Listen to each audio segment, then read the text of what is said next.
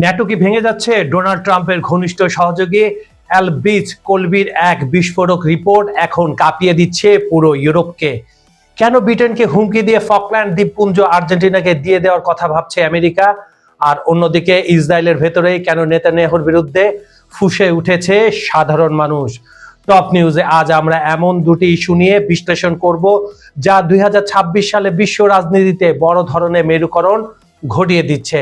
একদিকে ন্যাটোর বিদ্রোহী দেশগুলোর উপর ট্রাম্পের প্রতিশোধের নীল নকশা, আর অন্যদিকে ইসরায়েল ইরান যুদ্ধবিরতি নিয়ে খোদ তেল আবিবের রাজপথে উত্তাল জনতা। বিশ্ব রাজনীতির এই চরম অস্থিরতার নেপথ্যে আসলে কি ঘটছে জানতে হলে ভিডিওটি শেষ পর্যন্ত দেখুন। চলুন বিস্তারিত আলোচনা শুরু করি। পেন্টাগনের শীর্ষ পলিসি অ্যাডভাইজার অ্যালবিজ কলবির একটি চাঞ্চল্যকর গোপন রিপোর্ট প্রকাশ হওয়ায় আটলান্টিকের দুই পারে দীর্ঘদিনের বন্ধুত্বে ফাটল ধরিয়ে দিয়েছে। ডোনাল্ড ট্রাম্পের ঘনিষ্ঠ এই থিঙ্ক ট্যাঙ্ক বিশেষজ্ঞ মার্কিন যুক্তরাষ্ট্রের জন্য এমন কিছু অপশনের কথা বলেছেন যা কার্যত ন্যাটো সদস্য দেশগুলোকে টার্গেট করছে। কেন ট্রাম্প ইউরোপীয় দেশগুলোর উপর ক্ষুব্ধ, আর কেনই বা এবিও পলিসি নিয়ে শুরু হয়েছে নতুন বিতর্ক? চলুন একটু বিস্তারিত শুনে আসি।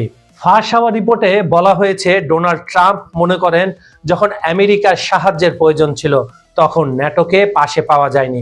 বিশেষ করে এবিও অর্থাৎ প্রবেশাধিকার এবং ঘাঁটি স্থাপন এবং আকাশসীমা ব্যবহার, এটাকে সম্মিলিতভাবে এবিও বলা হয়। এই তিনটি বিষয়ে ইউরোপীয় বন্ধুদের অসহযোগিতায় ট্রাম্প অত্যন্ত ক্ষুব্ধ। ইরান যুদ্ধের সময় যখন স্ট্রেট অফ হরমুজ উন্মুক্ত করার জন্য আমেরিকা বন্ধুদের কাছে নৌবাহিনী চেয়েছিল, তখন ফ্রান্স ও স্পেনের মতো দেশগুলো শুধু যে বাহিনী পাঠাতে অস্বীকার করেছে তাই কিন্তু নয়, অনেক ক্ষেত্রে মার্কিন যুদ্ধ বিমানকে তাদের আকাশ সীমা ব্যবহার করতেও বাধা দিয়েছে। ন্যাটোর মূল ভিত্তি হলো আর্টিকেল 5, যেখানে স্পষ্ট করে বলা আছে কোনো একটি সদস্য দেশের উপর হামলা মানে সবার উপর হামলা। কিন্তু ইউরোপীয় দেশগুলোর যুক্তি হলো এই লড়াইয়ে আমেরিকার উপর সরাসরি কোনো হামলা হয়নি, বরং আমেরিকা নিজে এই দ্বন্দ্বে জড়িয়েছে, হোক সেটা ইসরায়েলের কথায় বা অন্য কারো কথায়। ফলে তারা সরাসরি যুদ্ধে অংশ নিতে পারে না।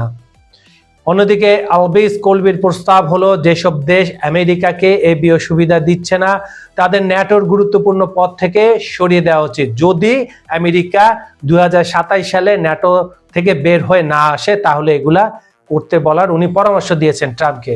সবচেয়ে নাটকীয় মোড় এসেছে যুক্তরাজ্যের ক্ষেত্রে। ব্রিটিশ নৌবাহিনীকে ট্রাম্প রসিকতা করে খেলনার সঙ্গে তুলনা করলেও বাস্তবে তাদের সামরিক শক্তি অনস্বীকার্য।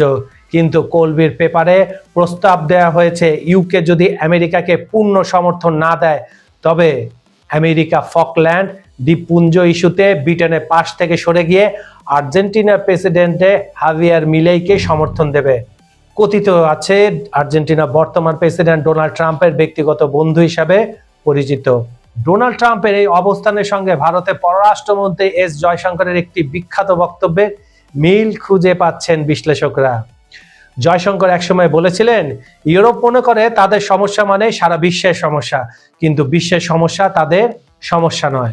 ট্রাম্প এখন ঠিক একই কথা বলছেন।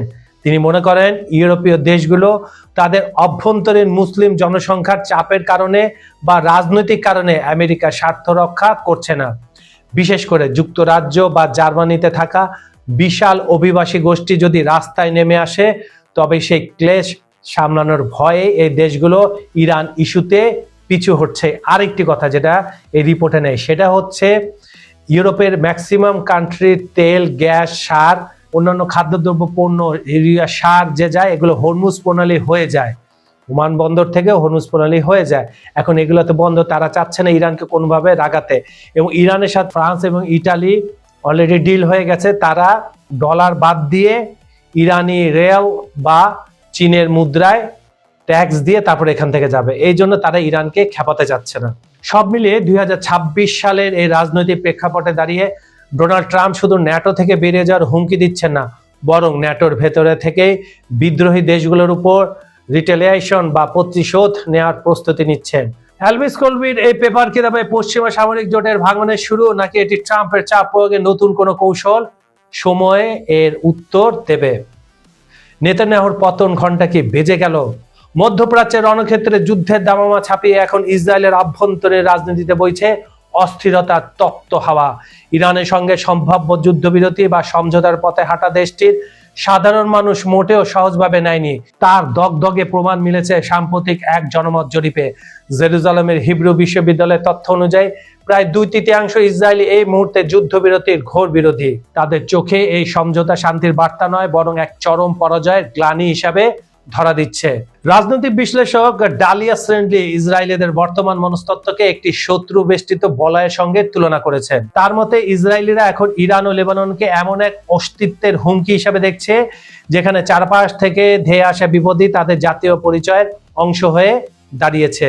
অস্তিত্ব রক্ষার এই মরণপণ লড়াইয়ে তারা কোনো ধরনের আপোষ করতে নারাজ, বিশেষ করে যখন লড়াইয়ের নিয়ন্ত্রণ নিজেদের হাতছাড়া হওয়ার উপক্রম হয়, তখন সে শঙ্কা রূপ নেয় গণ অসন্তোষে। বর্তমান পরিস্থিতিতে ইসরায়েলের উপর তেল আবিবের নিয়ন্ত্রণ কতটা আছে তা নিয়ে খোদ দেশটির ভেতরেই বড় ধরনের সংশয় তৈরি হয়েছে। স্ট্রেনলির ভাষায়, যুক্তরাষ্ট্রের মতো অতি শক্তিশালী অংশীদারিত্বের প্রভাব ইসরায়েলের আত্মবিশ্বাসে ফাটল ধরাচ্ছে। ওয়াশিংটনের চূড়ান্ত সিদ্ধান্তই যে শেষ পর্যন্ত ইসরায়েলের ভাগ্য নির্ধারণ করছে, এই তিক্ত শক্তটি তেল আবিবের জন্য ক্রমেই অসহনীয় হয়ে উঠছে। বিশেষ করে হোয়াইট হাউসের সিংহাসনে বসা মার্কিন প্রেসিডেন্টের ভবিষ্যৎ পরিকল্পনা নিয়ে ইসরায়েল এখন এক অজানা সংখ্যার সমীকরণে দিন কাটাচ্ছে।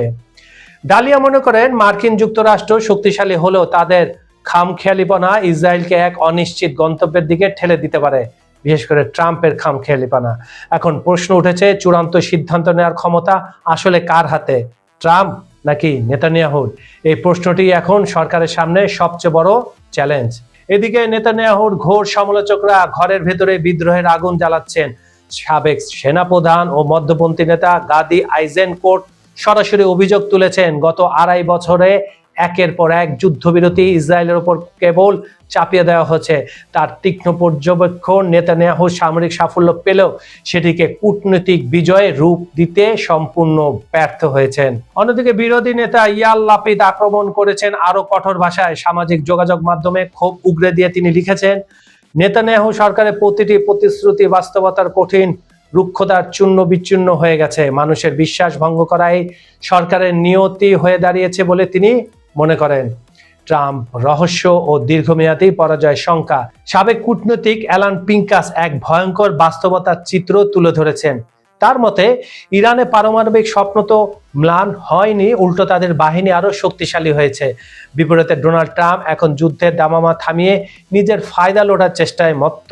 ডোনাল্ড ট্রাম্পের ভূমিকা নিয়ে এখন ঘনীভূত রহস্য তৈরি হয়েছে। ট্রাম্পকে আদৌ নেতানিয়াহুর ক্ষমতা টিকিয়ে রাখতে আগ্রহী, নাকি নিজের রাজনৈতিক স্বার্থে ইরানকে বড় কোনো ছাড় দেবেন? পিঙ্কাস শঙ্কা প্রকাশ করেছেন, ট্রাম্প যদি ইরানের সঙ্গে নতুন কোনো চুক্তি করেন এবং তাতে ইসরায়েলের স্বার্থ জলাঞ্জলিও দিতে হয়, তবুও তিনি পিছু হটবেন না।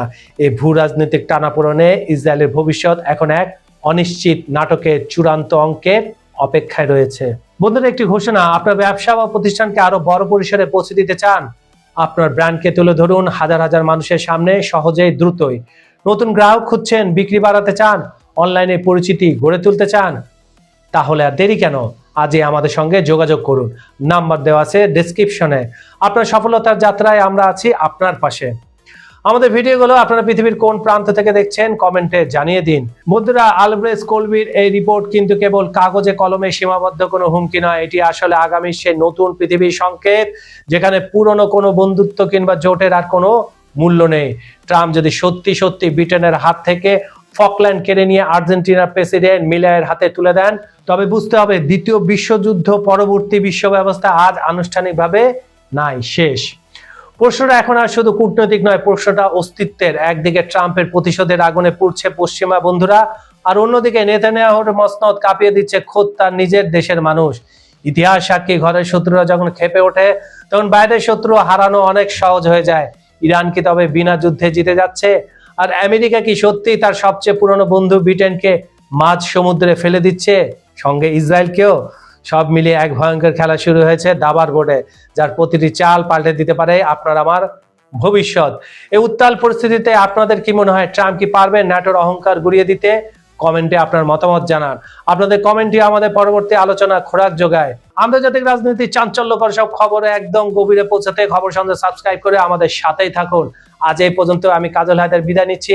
দেখা হবে পরের ভিডিওতে নতুন কোনো বিশ্বকাপানো ইস্যু নিয়ে। ততক্ষণ পর্যন্ত ভালো থাকুন, সজাগ থাকুন। আল্লাহ হাফেজ।